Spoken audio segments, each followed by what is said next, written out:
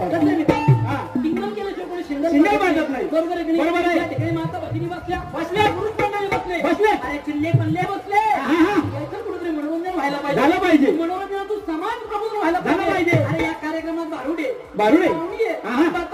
असं का?